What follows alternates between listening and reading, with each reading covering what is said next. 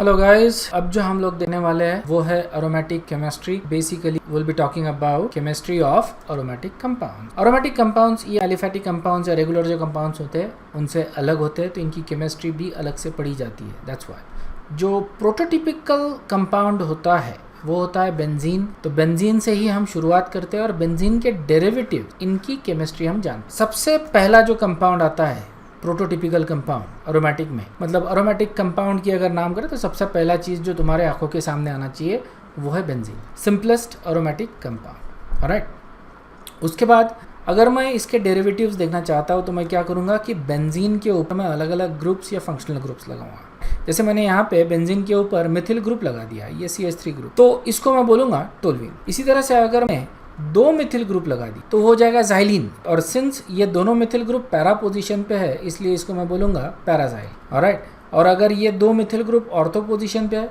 तो ये हो जाएगा अगर ये दो मिथिल ग्रुप मेटा पोजीशन पे है तो इसको मैं बोलूँगा मेटाज़ाइलीन, और अगर ऑर्थो पोजीशन पे है तो ऑर्थोज़ाइलीन। और इसी तरह से मैं अलग अलग ग्रुप्स यहाँ पे लगा सकता हूँ और उनको अलग अलग तरह से नाम दे सकता हूँ। ठीक है, तो अपने को ऐसे काफ़ी सारे कंपाउंड्स आने वाले हैं तो वो अपन देखने वाले, नथिंग टू वरी अबाउट। अगर मान लो कि दो बेंजीन रिंग मैं एक साथ जोड़ दूँ इस तरह से कि दो कार्बन शेयर हो रहे हो उसमें, तो ये हो जाता है मेरा नैफ्थलीन। नैफ्थलीन जो है जिससे अपन नैफ्था बॉल्स या मॉथ बॉल्स बनाते हैं उसके लिए यूज़ होता है नैफ्थलीन। रिमेंबर, सब्लाइम होता है डायरेक्टली।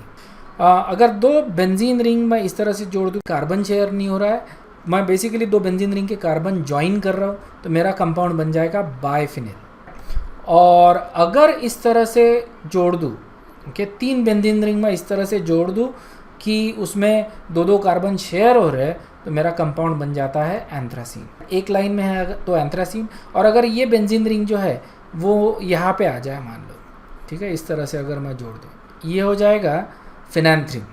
ठीक है, तो ये बहुत कॉमन डेरिवेटिव्स है बेंजीन के, काफ़ी सारे हैं एक्चुअली कंपाउंड्स बेंजीन के। अपन जस्ट एक जनरल लेआउट ले रहे बेंजीन और उसके डेरिवेटिव्स किस तरह के होते हैं। यहाँ पे देखो कुछ और एग्जांपल्स है। मिथिल ग्रुप है, उसके ऊपर OH ग्रुप है। ठीक है, तो ये हो जाता है मिथिल और OH ग्रुप को हम बोलते हैं क्रिसॉल। बेंजीन रिंग के ऊपर अगर तो इसको क्या बोलेंगे, तो यहाँ पे देखो ये बेंजीन रिंग के ऊपर मिथिल ग्रुप भी है और OH ग्रुप भी है, तो इसको मैं बोलता हूँ क्रिसॉल, लेकिन ये पैरा पोजीशंस पे रहने की वजह से पैरा क्रिसॉल। ओके, और अगर यही ऑर्थो पोजीशंस पे है तो ये हो जाएगा ortho cresol, and similarly we also get meta cresol. ये कंपाउंड हमको मालूम है फिनॉल, बेसिकली हमने OH ग्रुप लगा दिया है तो ये हो जाता है फिनॉल। ऑलराइट, बहुत कॉमन कंपाउंड है। ये मेरा नैफ्थलीन कंपाउंड है। नैफ्थलीन में देखो पोजीशंस इस तरह से होते हैं, ये जो पोजीशन होती है इनको मैं अल्फ़ा पोजीशन बोलता हूँ। ठीक है, जो पहली पोजीशन होती है उसको मैं बोल रहा हूँ अल्फ़ा पोजीशन, और ये जो बता रहा हूँ मैं ये पोजीशंस इनको मैं बोलता हूँ बेटा पोजीशन। तो अगर ग्रुप अल्फ़ा पोजीशन पे लगा हुआ है नैफ्थलीन के तो उसको मैं अल्फ़ा बोलूँगा, तो ये अल्फ़ा नैफ्थॉल हो जाता है क्योंकि OH ग्रुप है इसलिए सफिक्स OL रहेगा अपना। ठीक है, तो ये हो गया अल्फ़ा नैफ्थॉल, और यही अगर बेटा पोजीशन पे है तो ये हो जाएगा बेटा नैफ्थॉल। अंडरस्टूड है?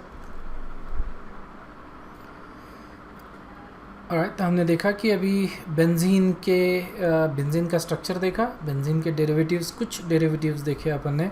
देखते हैं बेंजीन की ऐसी क्या केमिस्ट्री है, ऐसी क्या ख़ास चीज़ है जिसके वजह से इसको अलग से स्टडी किया जाता है। तो हमको मालूम है बेंजीन का ये स्ट्रक्चर, इसको मैं अगर इलूसिडेट करके लिखूँ तो इस तरह से लिखा जा सकता है। ऑलराइट, यहाँ पे 6 कार्बन है और हर कार्बन के ऊपर एक एक हाइड्रोजन है, और इस कंपाउंड को हम लोग एरोमेटिक कंपाउंड बोलते हैं। थोड़ी देर में हमको ये समझ में आ जाएगा कि एरोमेटिक होता क्या है। ठीक है ना, तो ये बेंजीन का स्ट्रक्चर है। यहाँ पे हमको दिख रहा है कि डबल बॉन्ड और सिंगल बॉन्ड अल्टरनेटिंग पोजीशन पे है। ऑलराइट, और इसलिए ये स्ट्रक्चर में हमको बहुत ज़्यादा अच्छे से वो दिखता है। तो हमको ये भी मालूम है कि डबल बॉन्ड जो होता है वो छोटा होता है और सिंगल बॉन्ड जो होता है वो लंबा होता है। ठीक है, तो अगर ये स्ट्रक्चर को मैं इस तरह से ड्रॉ करूँ कि एक्चुअल बॉन्ड लेंथ ले लूँ, ओके, सिंगल और डबल बॉन्ड की एक्चुअल बॉन्ड लेंथ ले लो और उसको रीड्रॉ करो, तो ये स्ट्रक्चर कैसा दिखेगा? तो ये स्ट्रक्चर कुछ इस तरह से दिखेगा। देखो डबल बॉन्ड छोटे है और सिंगल बॉन्ड लंबे। ठीक है ना, तो ये स्ट्रक्चर इस तरह से दिखेगा। तो यहाँ पे मेरे पास 3 डबल बॉन्ड है, ऑलराइट, और साइक्लिक स्ट्रक्चर है, 6 कार्बन है, तो इसको मैं बोलूँगा साइक्लोहेक्साट्राइन। साइक्लोहेक्साट्राइन। तो मान लो कि ये बॉन्ड A है, तो ये तीनों डबल बॉन्ड जो है इसको मैं ए बोल देता हूँ, और जो सिंगल बॉन्ड्स है उनको मैं बी बॉन्ड्स बोल देता हूँ। लेकिन एक्चुअली में देखा क्या गया है कि ये सारे बॉन्ड जो है वो इक्वल है। A bonds are equal to B bond in their length, so all bonds are of equal length. At the same time, all bonds are of equal strength. तो हमको ये पता चल रहा है, एक्सपेरिमेंटली ये देखा गया है, ये जितने भी कार्बन कार्बन बॉन्ड्स है ये सारे के सारे बॉन्ड सेम है। एट द सेम टाइम ये जो कार्बन हाइड्रोजन बॉन्ड्स है ये भी इक्वल है बेसिकली। ऑलराइट, तो ये समझ में नहीं आ रहा था यूजिंग एग्जिस्टिंग जो अपनी थियोरी थी उसको लेके, ये समझ में नहीं आ रहा था कि ये इस तरह से कैसे हो सकता है, और इसीलिए फिर हमने एक थियोरी बनाई, रेजोनेंस थियोरी, एरोमेटिक थियोरी, और उससे हम इसको एक्सप्लेन कर सकते हैं। और इसी वजह से, इसी थियोरी के वजह से बेंजीन रिंग जो है बहुत स्टेबल है, और इसका एविडेंस हमको मिलता है, बेंजीन रिंग के स्टेबिलिटी का एविडेंस जो हमको मिलता है वो इसके रिएक्शन से मिलता है। हमको मालूम है कि डबल बॉन्ड जो है उसमें ब्रोमीन जो है वो बहुत आसानी से ऐड हो जाता है। ठीक है, फॉर एग्जांपल अगर मैं कोई अल्कीन ले लूँ और इसमें ब्रोमीन वाटर ऐड कर दूँ तो हमको ब्रोमीन की एडिशन की रिएक्शन हमको मिलती है। और हमने उस समय ये भी देखा था ब्रोमीन वाटर का जो ब्राउन कलर होता है वो डीकलराइज हो जाता है, और ये जो एडिशन होता है ब्रोमीन का वो एंटी एडिशन होता है। तो ये सारी चीज़ें हमने ऑलरेडी पढ़ी है। और अगर मैं यही रिएक्शन बेंजीन के साथ, ठीक है, अगर मान लो बेंजीन ले रहा हूँ मैं और उसके साथ ब्रोमीन वाटर मैं ऐड करूँ तो क्या मेरे को इसी तरह से एडिशन मिलेगा क्या, या यहाँ ये ब्रोमीन ये पोजीशंस पे मेरे को ब्रोमीन का एडिशन मिलेगा? Answer is no. तो यहाँ पे कोई रिएक्शन ही नहीं होती है। ऑलराइट, और सिर्फ यही नहीं, काफ़ी सारी जो रिएक्शंस है जो टिपिकली हमको डबल बॉन्ड के साथ मिलती है वो बेंजीन के साथ बिल्कुल नहीं मिलती। और ये एक पज़ल था उस समय बेसिकली, उस समय के साइंटिस्ट लोगों को ये समझ में नहीं आ रहा था कि बेंजीन इतना स्टेबल क्यों है, why is it so stable. ठीक है, इसका आंसर हमको बाद में मिला बेसिकली। लेकिन पॉइंट ये बताना चाहता हूँ कि डबल बॉन्ड और ट्रिपल बॉन्ड जो होते हैं they are quite reactive. Alright, उसमें काफ़ी आसानी से एडिशन रिएक्शन की जा सकती है। बेंजीन रिंग इसमें भी डबल बॉन्ड्स है लेकिन एडिशन रिएक्शन होती ही नहीं है। ओके, एडिशन रिएक्शन होती ही नहीं है। तो किस टाइप की रिएक्शन होती है? तो बेंजीन में सब्स्टिट्यूशन रिएक्शन होती है, और बेंजीन में जो सब्स्टिट्यूशन हो रहा है, बेंजीन को हमने ऑलरेडी बोला है एरोमेटिक कंपाउंड, ठीक है ना। तो सब्स्टिट्यूशन रिएक्शन हो रहा है तो इसको मैं ठीक से बोलूँगा एरोमेटिक सब्स्टिट्यूशन। क्या बोलूँगा? Aromatic substitution. सो बेंजीन में जो रिएक्शंस होते हैं वो होते हैं एरोमेटिक सब्स्टिट्यूशन के। तो सबसे पहली चीज़ जो हमको यहाँ से पता चली कि बेंजीन इज़ एक्सेप्शनली स्टेबल। दूसरी चीज़ हमको पता चली कि benzene does not undergo addition reaction. तीसरी चीज़ हमको पता चली कि benzene only undergo substitution reaction. तो ये सारी चीज़ें हमको पता चली from our discussion right now. बहुत ज़्यादा स्टेबल है, एडिशन रिएक्शन बिल्कुल नहीं जाता, और बड़ी हार्श कंडीशन में एडिशन रिएक्शन होगी, नॉर्मल कंडीशन में बिल्कुल नहीं होगी। ऑलराइट, और दूसरा एडिशन नहीं सब्स्टिट्यूशन रिएक्शन इसमें होता है। इसको हम इलेक्ट्रोफिलिक एरोमेटिक सब्स्टिट्यूशन बोलते हैं। इसका डिस्कशन अपन आगे करेंगे basically. So the question is now how stable is benzene. हम ये तो बता रहे हैं स्टेबल है, इसका कारण हम थोड़ी देर में जानेंगे क्यों स्टेबल है, लेकिन स्टेबल कितना है, राइट, वो देखते हैं। बेंजीन की स्टेबिलिटी कितनी है ये देखने के लिए हम लोग जो देखते हैं वो है heat of hydrogenation. So heat of hydrogenation मतलब कि अगर मान लो कोई अनसैचुरेटेड कंपाउंड है और उसमें मैं हाइड्रोजन ऐड करता हूँ, ठीक है, तो ये के जो रिएक्शन होती है वो एक्सोथर्मिक होती है और हमेशा हीट लिबरेट होती है, ठीक है ना। कितना हीट लिबरेट हो रहा है उसको अपन बोलते हैं हीट ऑफ हाइड्रोजनेशन। तो अनसैचुरेटेड कंपाउंड में हाइड्रोजन ऐड करने से कितनी हीट लिबरेट हो रही है वो होता है हमारा हीट ऑफ हाइड्रोजनेशन, ठीक है। तो जैसे मान लो कि मैं ये कंपाउंड ले रहा हूँ, दिस इज साइक्लोहेक्सीन, ठीक है ना। साइक्लोहेक्सीन में मेरे पास एक डबल बॉन्ड है और इसमें मैं अगर हाइड्रोजन ऐड करता हूँ, देखो इसका जो डिग्री ऑफ अनसैचुरेशन होता है डबल बॉन्ड का वो 1 का होता है। इसमें मैं एक हाइड्रोजन मॉलिक्यूल ऐड कर सकता हूँ और मेरे को जो प्रोडक्ट मिलेगा वो रहेगा साइक्लोहेक्सीन, ठीक है। साइक्लोहेक्सीन से मेरे को साइक्लोहेक्सेन बनाना है। तो ये जो रिएक्शन होती है एक्सोथर्मिक होती है और इसमें 120 किलो जूल पर मोल इतनी हीट लिबरेट होती है। तो ये इसकी हीट ऑफ हाइड्रोजनेशन। ऑलराइट, और यही वैल्यू फिर किलो कैलोरी में भी दी है। ऑलराइट, हमको क्या चाहिए, सिर्फ कितनी एनर्जी लिबरेट हो रही है वो देखना है हमको। ठीक है, तो ये साइक्लोहेक्सीन में ये लिबरेट हो रहा है। अब ये मॉलिक्यूल देखो, ये है साइक्लोहेक्साडाइन। ठीक है ना, साइक्लोहेक्साडाइन, और इसमें 2 डबल बॉन्ड है। ठीक है, तो सीधा सीधा हिसाब लगाओ, अगर एक मॉलिक्यूल में एक डबल बॉन्ड अगर है 120 किलो जूल पर मोल अगर एनर्जी लिबरेट हो रही है, तो 2 डबल बॉन्ड में कितनी होनी चाहिए, 240 होनी चाहिए। करेक्ट है, तो एक डबल बॉन्ड में अगर 120 किलो जूल पर मोल एनर्जी लिबरेट हो रही है, तो 2 double bond 240 kilo joule per मोल एनर्जी लिबरेट होनी चाहिए। हो कितनी रही है प्रैक्टिकली, 231। ऑलराइट, इसका मतलब ये जो मॉलिक्यूल है ये 9 किलो जूल से स्टेबल है।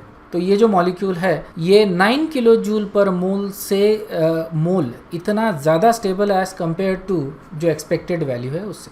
तो इसकी स्टेबिलिटी कितनी हो गई, 9 किलो जूल पर मोल की स्टेबिलिटी हो गई इसकी। समझ में आया? ऑलराइट, उसी तरह से अगर मैं बेंजीन लेता हूँ, लेकिन इस समय मैं बेंजीन को साइक्लोहेक्साट्राइन कंसिडर कर रहा हूँ, मतलब मैं ये कंसिडर कर रहा हूँ कि साइक्लिक मॉलिक्यूल है और उसमें 3 डबल बॉन्ड है। तो इस केस में जो एक्सपेक्टेड वैल्यू जो रही मेरी वो कितनी रहेगी, 3 डबल बॉन्ड में कितनी एनर्जी लिबरेट होगी, तो मेरी एक्सपेक्टेड वैल्यू है 360 किलो जूल पर मोल। एक्सपेक्टेड वैल्यू कितनी है, 360 किलो जूल पर मोल, लेकिन हो रही है सिर्फ 208 किलो जूल पर मोल। तो इतनी एनर्जी लिबरेट हो रही है, तो हम बोलते हैं कि जो डिफरेंस आता है 360 और 208 का, वो होता है 152 किलो जूल पर मोल। ठीक है, इतना ये मॉलिक्यूल स्टेबल है। ठीक है, बेंजीन जो है that is stable by 152 kilo joule per mole as compare to its expected value. तो ये हमको स्टार्टिंग में समझ में नहीं आया था कि मॉलिक्यूल इतना स्टेबल क्यों है, because this is very stable actually. अगर तुम देखो, एक डबल बॉन्ड में 120, 2 डबल बॉन्ड में 230 और 3 डबल बॉन्ड में सिर्फ 208। Alright, 208। This is very less as compare to जो हमको मिलनी चाहिए थी। तो इसका मतलब यहाँ पे कुछ फनी बिजनेस हो रहा है बेंजीन में। This molecule obviously does not exist, it's a hypothetical molecule cyclohexatriene. ठीक है, हमने सिर्फ इसकी थ्योरेटिकल वैल्यू निकालने के लिए इसको कंसिडर किया था। एक्चुअल जो होता है बेंजीन वो होता है इस तरह का, जिसमें सिंगल और डबल बॉन्ड जो है एक जैसे होते हैं। देयर इज नो सिंगल और double bond, all the bonds are identical, all the bond lengths are actually in between single and double bond. Okay, और इसकी रेजोनेंस एनर्जी कितनी है, इसकी रेजोनेंस एनर्जी आती है 152 kilo joule per mole. That is the stability of benzene molecule, alright, and that is a significant stability. तो यहाँ पे हम लोग देख रहे हैं कि बेंजीन मॉलिक्यूल कितना स्टेबल है। ऑलराइट, तो सर अभी हम कोशिश करते हैं to understand the reason for the stability of benzene. Benzene का स्ट्रक्चर इतना स्टेबल क्यों है ये समझने की कोशिश करते हैं, और वो समझने के लिए हमको बेंजीन का ऑर्बिटल पिक्चर देखना पड़ेगा, ऑर्बिटल स्ट्रक्चर देखना पड़ेगा। तो वो समझने के लिए हमको बेंजीन का ऑर्बिटल स्ट्रक्चर देखना। सबसे पहले कार्बन का हाइब्रिडाइजेशन देखो। बेंजीन के इसमें जो हाइब्रिडाइजेशन होता है कार्बन का, वो होता है sp2।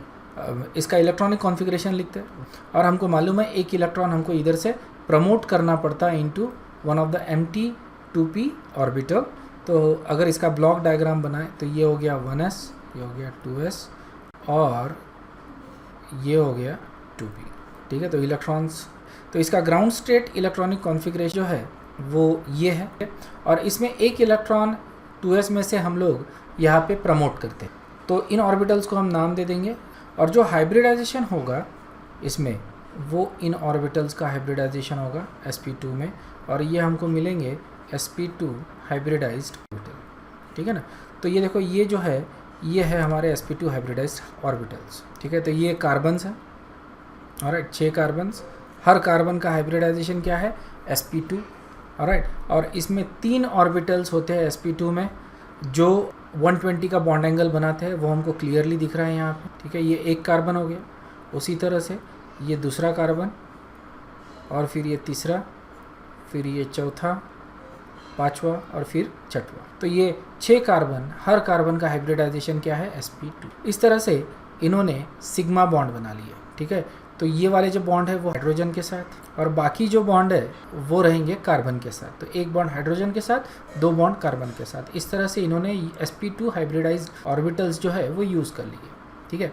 अब बचा क्या है, बचा है हमारा 2pz और 2pz जो है वो परपेंडिकुलर रहेगा to the plane of this ring, ठीक है ना। तो इस तरह से ये 2pz रहेंगे और हर 2pz में एक इलेक्ट्रॉन है, ये अनपेयर्ड इलेक्ट्रॉन हर 2pz में रहेगा। अब ये डायग्राम के ऊपर अगर मैं इस तरह के pz वाले ऑर्बिटल्स रख दूँ परपेंडिकुलर, तो मेरे को ये डायग्राम मिलेगा, ठीक है ना।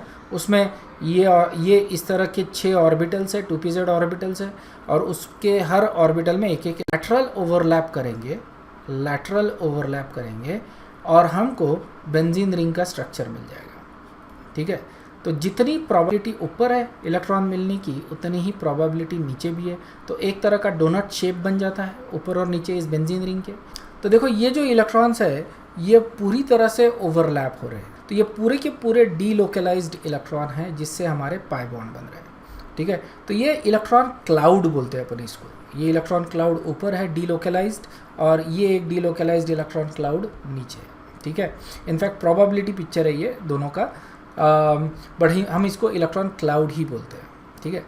तो देखो यहाँ पे इलेक्ट्रॉन्स जो है वो बहुत ज़्यादा स्टेबल है बिकॉज यहाँ पे ऑर्बिटल्स जो है एक जैसे, सारे के सारे 2pz ऑर्बिटल्स सारे के सारे एक जैसे। इलेक्ट्रॉन्स जो है वो इक्वल डिस्टेंस पे है, इक्वल लेंथ पे है और इक्वल हाइट पे है। तो उसकी वजह से इन इलेक्ट्रॉन्स को एक पूरा जोन मिल जाता है जहाँ पे दे कैन मूव, और जितना ज़्यादा उनको स्पेस मिलता है उतना ज़्यादा वो स्टेबल होते हैं। तो यहाँ पे जितना ज़्यादा डीलोकलाइजेशन होगा इलेक्ट्रॉन का उतना ज़्यादा वो स्टेबल हो जाएंगे। अंडरस्टूड है। तो इस तरह से बेंजीन रिंग का हमारा ये स्ट्रक्चर बनता है। अभी तक हमने जो देखा वो ये कि बेंजीन का स्ट्रक्चर क्या है, और हमको ये भी मालूम है कि बेंजीन स्टेबल है। एग्जैक्ट रीज़न नहीं मालूम बेंजीन के स्टेबिलिटी का, लेकिन एक आइडिया आ चुकी है हमको कि benzene is stable because of resonance. Alright, जो इलेक्ट्रॉन्स डीलोकलाइज हो रहा है उसके वजह से benzene is exceptionally stable, that's why it doesn't undergo addition reaction. ये सारी चीज़ें हमको मालूम हो गई। बेंजीन को हम अरोमेटिक कंपाउंड बोलते हैं और हम बेंजीन को स्टेबल बोल रहे हैं। तो क्या हम ये बोल सकते हैं कि aromatic compounds are stable? Of course, right.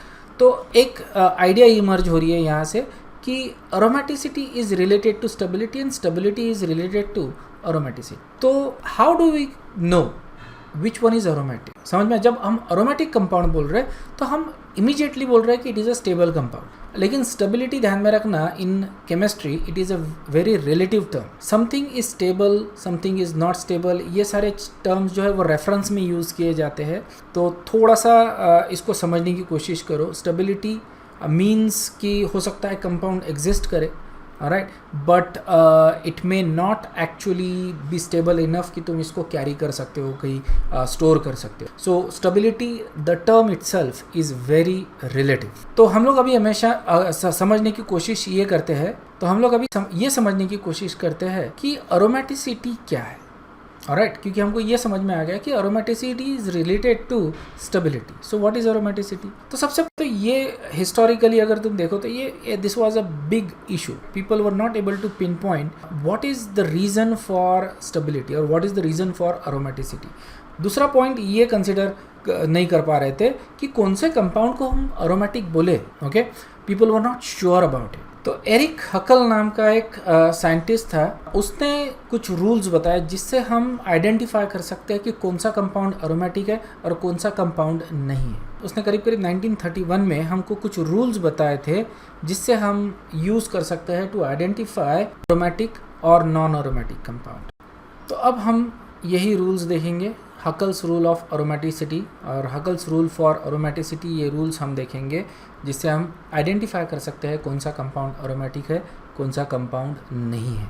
Alright, तो सबसे पहले तो एक बेंजीन का स्ट्रक्चर बना लेते हैं। तो हमको बेंजीन के बारे में क्या मालूम है? ये साइक्लिक कंपाउंड है, बराबर है। ये सारे के सारे जो कार्बन्स है दीज आर sp2 हाइब्रिडाइज्ड। इसका मतलब ये पूरे के पूरा कंपाउंड क्या हो गया? प्लेनर हो गया। जो डबल बॉन्ड और सिंगल बॉन्ड है वो अल्टरनेटिंग है, इसको हम कॉन्जुगेटेड बोलते हैं। तो कॉन्जुगेटेड है, लेकिन पूरी तरह से कॉन्जुगेटेड, साइक्लिक मैनर में कॉन्जुगेटेड है, ठीक है। तो ये चीज़ हमको मालूम है। इसमें अगर तुम इलेक्ट्रॉन्स देखो, पाई इलेक्ट्रॉन्स, तो हर कार्बन के ऊपर एक अनपेयर्ड इलेक्ट्रॉन था, मतलब टोटल पाई इलेक्ट्रॉन्स कितने हो गए? 6। या फिर तुम सिर्फ सीधा सीधा पाई बॉन्ड को काउंट कर सकते हो, 3 पाई बॉन्ड है, हर पाई बॉन्ड में 2 इलेक्ट्रॉन, इसका मतलब टोटल 6 पाई इलेक्ट्रॉन्स, ठीक है। इन्हीं सब चीज़ों को लेते हुए हकल्स ने कुछ रूल्स बनाए थे जो आज भी वैलिड है, ठीक है। ये रूल्स हम अप्लाई कर सकते हैं टू आइडेंटिफाई एरोमेटिक कंपाउंड। तो इसके हकल्स रूल ऑफ एरोमेटिसिटी के 4 रूल्स है, ऑलराइट। 4 रूल अप्लाई करके हम आइडेंटिफाई कर सकते हैं। इसमें का एक रूल है, the compound must be cyclic. अगर असाइक्लिक कंपाउंड है तो वो एरोमेटिक हो ही नहीं सकता, भले ही वो स्टेबल हो, ठीक है। जैसे कॉन्जुगेटेड डाइन्स जो होते हैं, दे आर स्टेबल, बराबर है, लेकिन दे आर नॉट एरोमेटिक, ठीक है। एरोमेटिक जब भी अपन बोलते हैं तो एरोमेटिसिटी से अपन बोल सकते हैं it is exceptionally stable, but it has to be a cyclic compound for it to be considered as aromatic. तो साइक्लिक होना चाहिए। Obviously benzene is cyclic. It must be planar, तो प्लेनर होना चाहिए। अब प्लेनर ये कंडीशन क्यों? क्योंकि मैंने तुमको जस्ट थोड़ी देर पहले बेंजीन का स्ट्रक्चर दिखाया, उसमें जो पाई इलेक्ट्रॉन्स जो थे, राइट, वो पूरी तरह से मिक्स होने चाहिए। Basically they should be at equal energy, और ये होने के लिए उस स्ट्रक्चर का प्लेनर होना ज़रूरी है। अगर नॉन प्लेनर रहेंगे तो ये जो पाई इलेक्ट्रॉन्स जो होते हैं, जो ओवरलैप हो रहे हैं साइड लैप से, तो वो ऊपर नीचे रहेंगे, ठीक है। अगर इस तरह का सिचुएशन आ जाता है, they are not actually aligned, तो यहाँ पे ठीक तरह से उनका डीलोकलाइजेशन नहीं होगा। डीलोकलाइजेशन इनफैक्ट ब्रेक हो जाएगा। तो कंटिन्यूस डीलोकलाइजेशन रहने के लिए स्ट्रक्चर कैसा होना चाहिए? प्लेनर। नेक्स्ट रूल है, it must be fully conjugated, मतलब single bond double bond alternating पूरी तरह से होनी चाहिए। मतलब पूरा जो पाई क्लाउड है वो पूरी तरह से एक रिंग स्ट्रक्चर बना, जो डोनट स्ट्रक्चर जो अपन ने देखा था वो डोनट स्ट्रक्चर बनना चाहिए। तो जो डोनट स्ट्रक्चर अपन ने देखा था वो डोनट स्ट्रक्चर बनना चाहिए, उसको अपन बोलेंगे फुल्ली कॉन्जुगेटेड। और सबसे important rule, must have 4n+2 pi electrons. तो ये 4 रूल्स है, चारों रूल्स सेटिस्फाई होनी चाहिए। पहले जो 3 है, cyclic, planar and fully conjugated, ये समझने में बड़े आसान है। ये मैं समझा के बताता हूँ। What does it mean to have a 4n+2 pi electron? यहाँ पे n जो है ये कोई इंटीजर है। n is basically equal to, okay, that can be 0, 1, 2, 3, 4, so on and so forth. Now imagine करो कि 1931 में इसने ये रूल्स बताए थे। Any compound that follows this 4 rule, जो भी कंपाउंड ये 4 रूल फॉलो करेगा वो एरोमेटिक रहेगा, वो एक्सेप्शनली स्टेबल रहेगा। देखो कि इतने पाई इलेक्ट्रॉन्स अगर है, कॉन्जुगेटेड है, प्लेनर है और साइक्लिक है, तो वो कंपाउंड कैसा रहेगा? एरोमेटिक। ऑलराइट। तो जैसे अगर बेंजीन देखें अपन, तो बेंजीन में n इज इक्वल टू हो जाता है 1, तो 4n+2 पाई अगर करते हो तो हमारे पास कितने पाई इलेक्ट्रॉन्स हो जाते हैं बेंजीन में? 6 पाई। ऑलराइट। और 6 पाई इलेक्ट्रॉन अगर है तो ये कैसा हो गया? एरोमेटिक। इसका मतलब क्या हो गया कि अगर नंबर ऑफ पाई इलेक्ट्रॉन्स अगर अपने को किसी कंपाउंड में देखना है तो n की वैल्यू अपन यहाँ पे रख देंगे 0 से लेके, that is equal to, alright, 2, फिर 6, फिर 10, 14, 18, 22, so on and so forth। अगर ये पाई इलेक्ट्रॉन्स आ जाते हैं, अगर total number of pi electrons is any of this number, then the compound is considered to be aromatic. Understood? So 4 rule है, alright. Must be cyclic, must be planar, must be fully conjugated. Fully conjugated रहने के लिए इसका cyclic रहना ज़रूरी है और planar रहना ज़रूरी है। और सबसे इंपॉर्टेंट रूल जो आता है वो है कि 4n+2 पाई इलेक्ट्रॉन्स होने चाहिए। इसका मतलब उसमें इतने नंबर ऑफ पाई इलेक्ट्रॉन्स होने चाहिए तो वो एरोमेटिक कंसिडर किया जाएगा। तो बेंजीन का तो मैंने दिखाया तुमको कि ये जो है इसमें 6 पाई इलेक्ट्रॉन है। ऑब्वियसली sp2 हाइब्रिडाइजेशन रहने के वजह से ये प्लेनर रहेगा, साइक्लिक भी है और फुल्ली कॉन्जुगेटेड भी। तो इसमें चारों रूल फॉलो हो रहे हैं, that's why it is aromatic and that's why it is stable and that's why it does not undergo addition reaction. कुछ और एग्जांपल्स देखते हैं जिसमें ये चारों रूल्स फॉलो हो रहे हैं। तो पहला कंपाउंड हम लोग देख रहे हैं नैफ्थलीन। अब नैफ्थलीन में देखो कितने कार्बन है, यहाँ पे 4 है और इधर 6 है, तो टोटल 10 कार्बन है। इसमें हाइब्रिडाइजेशन क्या है? सारे कार्बन का अगर तुम ठीक से देखो, द हाइब्रिडाइजेशन इज sp2। सारे कार्बन का हाइब्रिडाइजेशन कैसा आ रहा है? sp2, मतलब ये क्या हो गया, प्लेनर। साइक्लिक तो ऑब्वियसली दिख रहा है, this is actually bicyclic, not a issue, ठीक है ना, साइक्लिक है। इसमें पाई इलेक्ट्रॉन्स कितने हैं, तो अगर तुम काउंट करो पाई बॉन्ड 1 2 3 4 5, 5 पाई बॉन्ड है, मतलब टोटल पाई इलेक्ट्रॉन्स कितने हो गए, 10 पाई इलेक्ट्रॉन, मतलब हकल्स रूल का जो अपना 4n+2 पाई इलेक्ट्रॉन्स, ये जो रूल है ये फॉलो हो रहा है इसमें, अंडरस्टूड है। तो इसमें n इज इक्वल टू कितना हो रहा है फिर 2, ठीक है, मतलब साइक्लिक है, प्लेनर है, कॉन्जुगेटेड है, देख लो ठीक से, सिंगल बॉन्ड डबल बॉन्ड हर जगह अल्टरनेट हो रहे हैं, बराबर है। तो ये फुल्ली कॉन्जुगेटेड भी है और इसमें 4n+2 पाई वाला रूल भी फॉलो हो रहा है। इसका मतलब ये क्या हो गया, naphthalene, it is a aromatic compound, ठीक है। उसी तरह से मैं अगर एंथ्रासिन देखो, ठीक है ना, एंथ्रासिन फिर से सिंगल बॉन्ड डबल बॉन्ड देखो, कॉन्जुगेटेड है, तो फुल्ली कॉन्जुगेटेड है, पहला रूल फॉलो हो रहा है। उसके बाद ये साइक्लिक कंपाउंड है, तो सेकंड वाला भी फॉलो हो रहा है। प्लेनर है, ओके, प्लेनर, ये भी फॉलो हो रहा है। क्या 4n+2 पाई वाला रूल फॉलो हो रहा है। टोटल नंबर ऑफ इलेक्ट्रॉन्स कितने हैं इसमें, 14, ठीक है, 1 2 3 4 5 6 7 पाई बॉन्ड, मतलब कि 14 पाई इलेक्ट्रॉन्स, 14 पाई इलेक्ट्रॉन्स है। इसमें n इज इक्वल टू 3, बराबर है, n इज इक्वल टू 3, मतलब 4n+2 पाई, तो n को अगर तुम 3 रखो तो तुमको कितने मिल रहे हैं, 14 इलेक्ट्रॉन्स। तो इसका मतलब एंथ्रासिन भी क्या हो गया, अरोमेटिक हो गया। ऑलराइट, सिमिलरली फिनैंथ्रीन, ये एंथ्रासिन का ही स्ट्रक्चरल एनालॉग है फिनैंथ्रीन, ठीक है ना, इसमें भी सेम सिचुएशन है, इट इज़ ये एंथ्रासिन का ही स्ट्रक्चरल एनालॉग है फिनैंथ्रीन, बराबर है। तो इसमें भी सेम सिचुएशन है, 3 रिंग्स है, ये पूरे के पूरे sp2 हाइब्रिडाइज्ड, प्लेनर है, sp2 हाइब्रिडाइज्ड है, फुल्ली कॉन्जुगेटेड है, सिंगल डबल बॉन्ड देखो पूरी तरह से डीलोकलाइज हो रहे हैं यहाँ पे, ठीक है ना, पाई इलेक्ट्रॉन्स पूरी तरह से डीलोकलाइज हो रहे हैं, मतलब ये फुल्ली कॉन्जुगेटेड है। और 4n+2 पाई इलेक्ट्रॉन भी सेम है, बेसिकली 14 पाई इलेक्ट्रॉन्स है इसमें, तो ये भी अरोमेटिक हो गया। तो इन तरह के कंपाउंड्स को हम बोलते हैं बेंजेनॉइड्स, मतलब जो बेंजीन के जैसे है। ऑलराइट, इसमें सारे काफ़ी सारे, जैसे टोल्यूइन हो गया, फिनॉल हो गया, ये सारे क्या हो गए, बेंजेनॉइड हो गए। ऑलराइट, जिसमें बेंजीन जैसे स्ट्रक्चर्स फॉलो हो रहे हैं। कुछ कंपाउंड्स होते हैं जो बेंजीन जैसे नहीं दिखते, फॉर एग्जांपल अजुलिन, इसको अपन बोलते हैं नॉन बेंजीनॉइड। इसमें ये 7 मेंबर्ड और 5 मेंबर्ड रिंग इन्वॉल्व है, ठीक है, not a 6 membered ring. Benzene वाली रिंग होती है 6 मेंबर्ड की, उसको अपन बोलते हैं 7 मेंबर्ड और 5 मेंबर्ड रिंग इन्वॉल्व है, इसको अपन बोलते हैं azulene. This is a non benzenoid aromatic compound, ठीक है। तो ऑब्वियसली अगर तुम देखो किसी भी कार्बन का अगर हाइब्रिडाइजेशन लेते हो तो ये निकलेगा sp2, ठीक है। sp2 रहने की वजह से ये पूरे के पूरा स्ट्रक्चर क्या है, प्लेनर है, साइक्लिक भी है, obviously you can see that bicyclic है, और इसमें कॉन्जुगेटेड बॉन्ड्स तो दिख ही रहे हैं। इसमें पाई इलेक्ट्रॉन अगर देखो तो 10 है, okay, 10 pi electron, which is similar to naphthalene. Naphthalene में भी 10 पाई इलेक्ट्रॉन है और इनमें भी 10 पाई इलेक्ट्रॉन है, एंड देयरफॉर ये स्ट्रक्चर हकल के चारों रूल को फॉलो कर रहा है, that's why it is an aromatic compound. ये तो हो गया बेंजेनॉइड और ये हो गया नॉन बेंजेनॉइड। उसी तरह से कुछ कैटायंस और अनायंस भी होते हैं जो अपन अरोमेटिक मानते हैं, अरोमेटिक होते हैं, that means they are stable, they exist. तो जैसे साइक्लोप्रोपेनिल कैटायन ले लिया अपन ने, साइक्लोप्रोपेनिल कैटायन मतलब कि मैंने साइक्लोप्रोपीन का स्ट्रक्चर बनाया है, साइक्लोप्रोपीन, तो यहाँ पे 2 हाइड्रोजन है, 2 हाइड्रोजन में से एक हाइड्रोजन मैंने निकाल लिया विथ इलेक्ट्रॉन, तो मेरे को क्या मिलेगा, साइक्लोप्रोपेनिल कैटायन, ठीक है। तो इस कार्बन का हाइब्रिडाइजेशन क्या हो गया, sp2, ये सारे के सारे sp2 हो गए, इसके वजह से ये क्या हो गया, अरोमेटिक। तो ये अरोमेटिक कैटायन, ठीक है। चारों रूल फॉलो करो इसमें, ओके। तो ये साइक्लिक है ऑब्वियसली। क्या ये फुल्ली कॉन्जुगेटेड है, yes, I can draw a resonance structure जिसमें मैं ये पॉजिटिव चार्ज को डीलोकलाइज करवा सकता हूँ, ठीक है।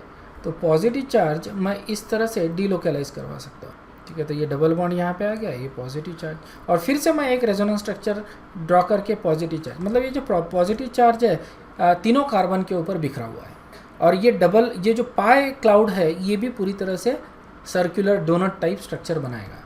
तो ये पूरी तरह से कॉन्जुगेटेड स्ट्रक्चर है, that's why it is a aromatic structure. इसमें अगर पाई इलेक्ट्रॉन्स तुम काउंट करो तो इसमें सिर्फ 2 पाई इलेक्ट्रॉन है, मतलब कि n is equal to 0, 4s2 pi में n इज इक्वल टू 0, तो हमारे पास 2 पाई इलेक्ट्रॉन। ये सबसे छोटा अरोमेटिक कंपाउंड है, okay, smallest aromatic compound is cyclopropenyl cation. Next आता है साइक्लोपेंटाडाइनिल अनायन, ठीक है, नॉट कैटायन, ये केस में आता है अनायन। तो यहाँ साइक्लोपेंटाडाइन ले लिया और यहाँ पे देखो there is a negative charge on that carbon. तो ये ऑब्वियसली साइक्लिक स्ट्रक्चर है, प्लेनर है, फुल्ली कॉन्जुगेटेड है, देखें, because I can delocalise the negative charge, ठीक है, इस तरह से डीलोकलाइज कर सकता हूँ मैं नेगेटिव चार्ज को। तो ये फुल्ली कॉन्जुगेटेड है और इसमें 6 पाई इलेक्ट्रॉन है। तो ये 2 हो गए, 2 4 और ये 2 6। ऑलराइट, तो इस तरह से साइक्लोपेंटाडाइनिल अनायन इज ऑल्सो एरोमेटिक। और ये लास्ट वाला कंपाउंड देख रहे हैं अपन, अनायन, इसको बोलते हैं अपन साइक्लोहेप्टाट्रायनिल कैटायन। तो यहाँ पे फिर से सेम सिचुएशन, साइक्लिक स्ट्रक्चर है, फुल्ली कॉन्जुगेटेड, ये भी sp2 हो गया। तो ये पूरी तरह से तो कॉन्जुगेटेड डबल बॉन्ड्स है यहाँ पे और इसमें 6 पाई इलेक्ट्रॉन आ रहे हैं, कि 3 डबल बॉन्ड है, 1 2 3, इसलिए 6 पाई इलेक्ट्रॉन रहने की वजह से this is also an aromatic compound. तो होपफुली तुमको समझ में आ गया किस तरह से आइडेंटिफाई कर सकते हैं एरोमेटिक कंपाउंड्स को। जैसे एरोमेटिक होते हैं वैसे ही कुछ कंपाउंड्स होते हैं नॉन एरोमेटिक और कुछ कंपाउंड्स होते हैं anti aromatic. Non aromatic compounds बोले तो ऐसे कंपाउंड जो स्टेबल नहीं होते कुछ फॉर्म में, तो स्टेबिलिटी गेन करने के लिए they do a little trick, थोड़ा सा ट्रिक करते हैं, वो अपने शेप को बेंड कर देते हैं just so that they can exist. इस तरह के कंपाउंड को हम बोलते हैं नॉन एरोमेटिक। और कुछ कंपाउंड्स होते हैं anti aromatic. Anti aromatic compounds जो होते हैं दे डोंट एग्जिस्ट। तो एंटी एरोमेटिक कंपाउंड्स जो होते हैं वो बहुत ज़्यादा अनस्टेबल होते हैं। जैसे एरोमेटिक कंपाउंड्स आर स्टेबल, उसी तरह से anti aromatic compounds are very unstable, they don't actually exist. तो उनके लिए भी हकल ने रूल्स बताए थे। बेसिकली यही रूल्स हम नॉन एरोमेटिक और एंटी एरोमेटिक कंपाउंड्स को अप्लाई करेंगे। तो सबसे पहले तो ये रूल्स तुम अच्छे से समझ लो, ठीक है। Huckel's rule for non aromatic and anti aromatic compounds, ये हम नेक्स्ट वीडियो में लेंगे। Thank you.